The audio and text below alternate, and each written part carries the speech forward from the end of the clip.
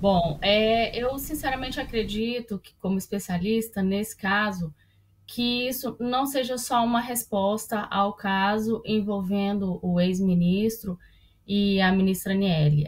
O governo federal já vem com algumas políticas, algumas legislações nesse sentido, da proteção, com relação à questão do assédio e a discriminação.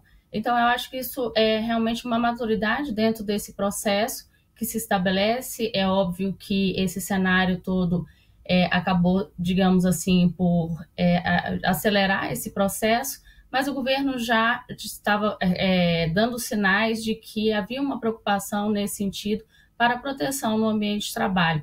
A gente tem algumas legislações importantes, tem a Lei do Emprega Mais Mulheres, tem a questão da obrigatoriedade da capacitação, trazendo para a CIPA esse assunto, a Comissão Interna de Prevenção e Combate ao Assédio, com a obrigatoriedade de capacitação anual, tratativas de temáticas como violência no ambiente de trabalho, assédio, discriminação, conflitos.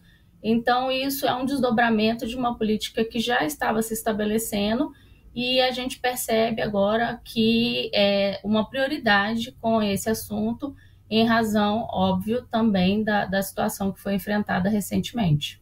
Quando a gente fala em administração pública federal, a gente tem ali diversas classes de agentes públicos, né, de pessoas que prestam seus serviços para o setor público. A gente tem os funcionários terceirizados, de empresas que prestam serviços, são contratadas pelo setor público via licitação. A gente tem os servidores que prestam concurso, são efetivados e tem ali aquele certo nível de estabilidade. A gente tem também os indicados políticos. E aí eu falo especificamente das indicadas políticas que, imagino eu, estejam em maior vulnerabilidade em uma situação de assédio. E aí eu quero a sua avaliação. Indicadas políticas, para quem assiste a gente, são aquelas pessoas que têm uma afinidade, uma certa conexão até ideológica, né, com os agentes públicos que estão ali no topo da hierarquia, no exercício dessas funções, e ali quando um ministro, por exemplo, vai formar a sua equipe, ele traz pessoas que são indicadas políticas, são pessoas de livre nomeação e livre exoneração. Se ele quiser, ele é uma canetada ali, a pessoa já não participa mais da equipe, está fora sem o seu respectivo salário, perde seu sustento em boa parte dos casos. Eu queria saber se mulheres nessas condições de indicadas políticas estão em maior vulnerabilidade. Quero saber se você concorda com isso, Michele.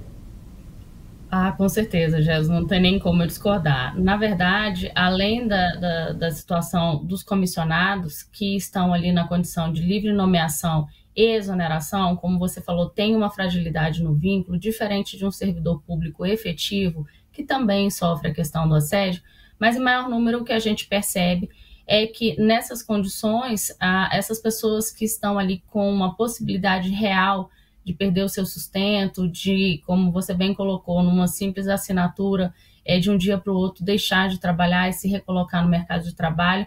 A gente vê também muito acontecendo situações de assédio, discriminação com estagiários, com estagiárias. Não é normal a gente colocar a culpa em estagiário, também não é normal a gente fazer com que o estagiário seja um assessor pessoal, resolvendo problemas, pagando contas, enfim, isso a gente percebe muito com as pessoas terceirizadas também, em razão do vínculo, da fragilidade, de um encarregado que às vezes fica ali à mercê de um servidor público para os seus mandos, desmandos. Então, essa situação de vulnerabilidade, ela é real, ela acontece de fato, no dia a dia se mostra dentro da estatística de subnotificações. O que é subnotificação? É o não registro, é o não relato da situação de assédio, em razão do receio, do temor, da fragilidade do vínculo. Então, a gente precisa proteger, todos nós somos agentes dentro desse processo para interromper situações de assédio, seja envolvendo um servidor efetivo, um seletista, né, uma pessoa que tem um vínculo trabalhista, mas protegendo o terceirizado, o estagiário, se posicionando com relação a determinadas brincadeiras que parecem ser normais, determinadas situações de constrangimento, e essa proteção ela tem que vir de todos nós no dia a dia, no ambiente de trabalho, para a gente realmente amadurecer diante dessas questões e tornar o nosso ambiente de trabalho mais seguro e mais saudável. Quero saber se você já conseguiu se inteirar sobre o que está ali em detalhes dentro dessa proposta do governo, se ela tem, de fato, o potencial para se minimizar ou, quem sabe, acabar com os casos de assédio na administração pública federal. Jesus, assim, os normativos, eles estão no sentido de melhorar mais os fluxos, fortalecer mais o programa e a política de enfrentamento ao assédio, com o acolhimento das vítimas, a não revitimação. O que é revitimização? O que seria isso? A vítima, durante o processo, ela vai se tornando vítima inúmeras vezes, em várias situações. Ela se torna vítima em alguns comentários das próprias comissões que estão fazendo a apuração. Só para vocês terem uma ideia, uma situação específica, uma mulher foi narrar uma situação de assédio, e quando ela foi atendida no canal de acolhimento, ali na ouvidoria, perguntaram que roupa que ela estava vestindo. Então, a vítima vai se tornando vítima ao longo da denúncia. A questão do sigilo, reforçando a confidencialidade, o sigilo, o resguardo. Então, toda essa política ela vem mais fortalecendo o fluxo. O que, de fato, como especialista, eu acredito e defendo é que a gente precisa investir na capacitação. Só por meio da informação, do conhecimento, é que, de fato, a gente vai estar se distanciando desse ambiente violento. Porque muitas pessoas, inclusive, praticam assédio, principalmente, óbvio, o moral, porque o sexual não, ele tem intenção, de forma não intencional. Ou seja, eu não quero, mas o que eu estou fazendo, o comportamento que eu estou tendo, as falas que eu tenho, constrangem, humilham, expõem. Então, a gente realmente precisa, através desse processo, somente dessa forma, a gente vai conseguir estabelecer uma base mudando essa cultura. O que vem nos normativos é trabalhando o fluxo.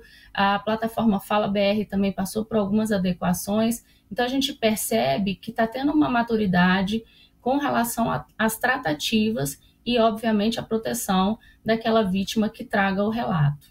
Pelo 4º ano consecutivo, o SBT News é a marca mais confiável de jornalismo no Brasil, de acordo com o Instituto Reuters. 62% dos brasileiros consideram o SBT News e o SBT Brasil a fonte mais segura de informação.